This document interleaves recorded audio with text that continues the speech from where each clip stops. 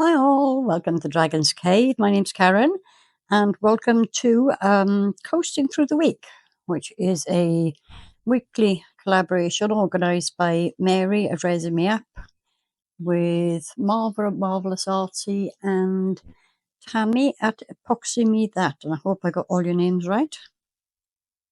So today I've got these moulds which I got from Temu, and also from Temu are these well, they're chrome nail powders, actually, which I thought would look quite nice in here. So I picked out the kind of bluey green ones, and there are some goldy coloured ones. These are more glittery, but this is a bluey glitter. This has got like a gold cast to it, and that's another bluey one. I thought it was green. This is the green one. Okay, so I'm just going to kind of splash it on, see how we get on. I'll try and keep in shot as much as I possibly can.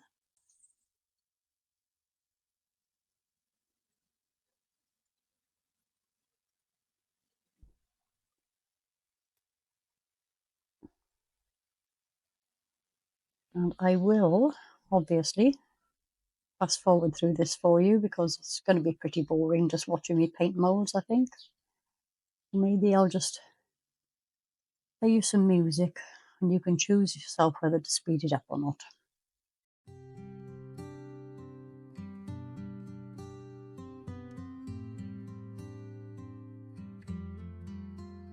In the heart of a mountain wrapped in stone, she sits alone on her golden throne. Her fiery breath keeps the shadows at bay.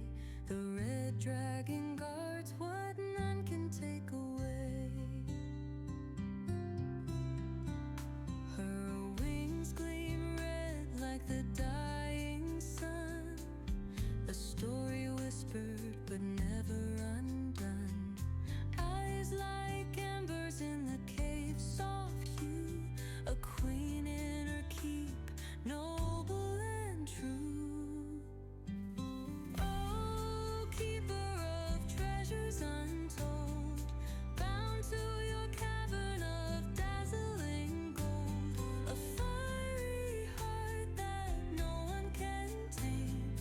You are the guardian of the flame. The echoes tell of warriors who dared, but none survived the fury she bared. They sought her wealth, but forgot her soul. The flame eternal is her only goal. Does she dream of?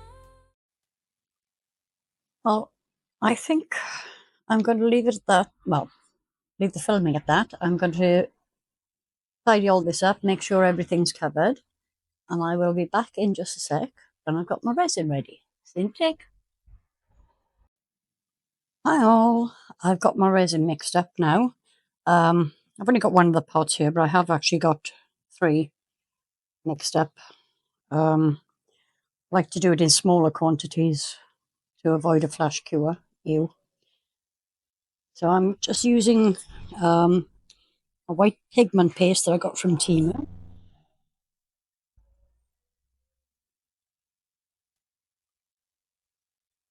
It's just this one. Excuse me. And the main thing with pigment paste is to make sure you've got it completely properly mixed in, otherwise you'll end up with gooey sticky bits. It's a very good pigment paste considering how cheap it was. This one's getting very hot now, so I need to crack on and get this poured quickly.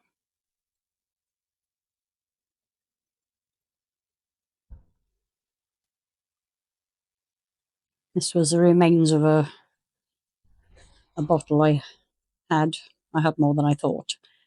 And it had been sitting on the heat mat, whereas the other 2 pots are mixed up are from a new batch that hadn't been on the heat mat, if that makes any sense at all.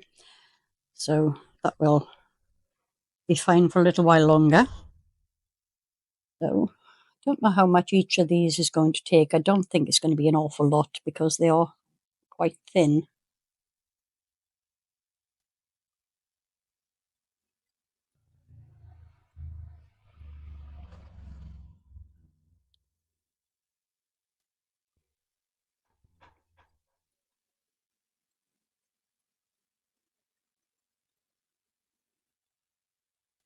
Okay, so the first cup, which was 90 grams, has pretty much filled 2 of the coasters.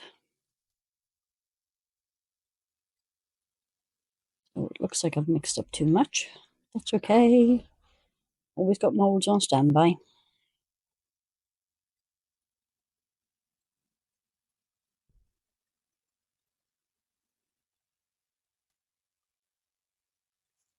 Okay, so I'm not going to put you through all that again. You've seen it now. I'll mix the rest up and get these filled up. And I will see you very soon for the demold. Bye.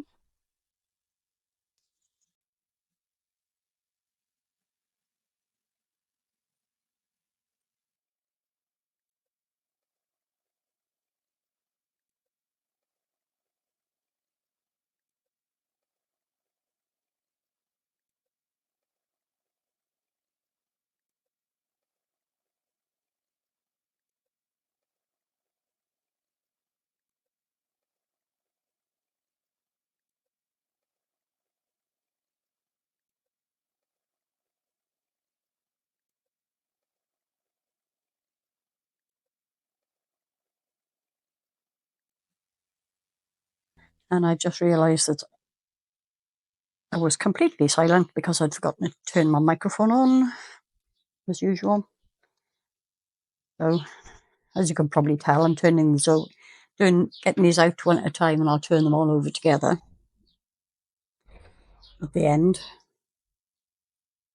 What I was saying earlier on about this was that I put them on the heat mat, and the heat mat wasn't level, so the resin is much higher this side than it is here. I'm probably going to end up with a hole, but never mind, eh?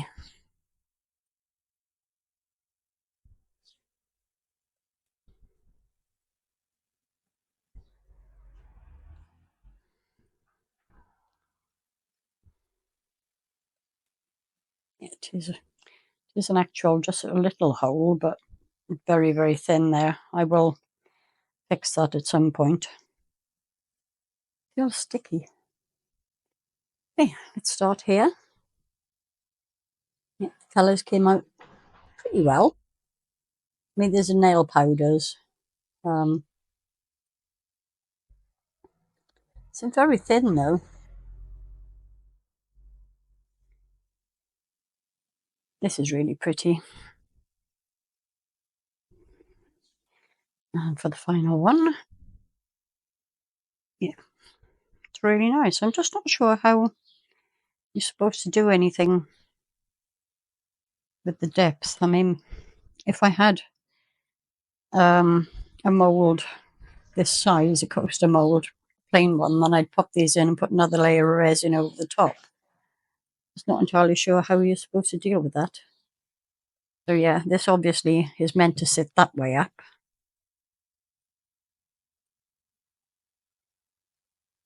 And this is thinner. Oh, this one's pretty thin as well, actually. But, well, there we go. Not entirely sure what I'm going to do with this to kind of make it look better. But I will think of something. I may paint it with the nail powders and then put a thin layer of UV over the top just to kind of finish it. And I will get you some photos. I think the colours worked out pretty well. Probably would have been far more far brighter if I'd used black UV, but I didn't really, black resin, but I really wanted to go with the white. But we're done. Not the best coasters I've ever made, but far from the worst. Hope you enjoyed the video. Give us a thumbs up, and I'll see you for the next one. Bye. I forgot. I poured some extras with the leftovers. So I'm going to start with these. It's earrings and pendant mould.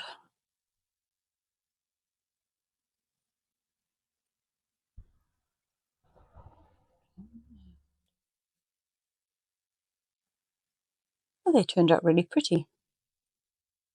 I probably won't put the findings on those. I don't know yet. Let's see. Some pretty shells.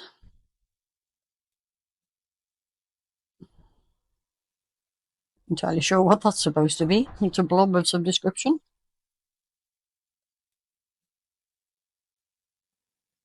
Obviously this one wasn't full, but it's full enough.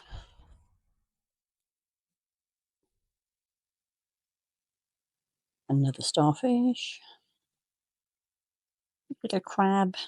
I used the red shift powder with this. I don't know if you can see the colour. I don't think you can. It's very, very subtle. This was a green shift, or a bluey green.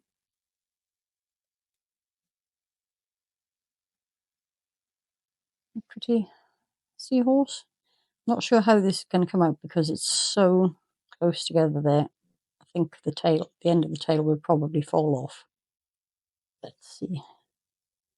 Hey, got it out in one piece. Pretty dolphin. There you go. Those are my extras. Again, I don't think I mentioned this last time, but please check out the Coasting Through the Week playlist. And I will see you very soon. Bye.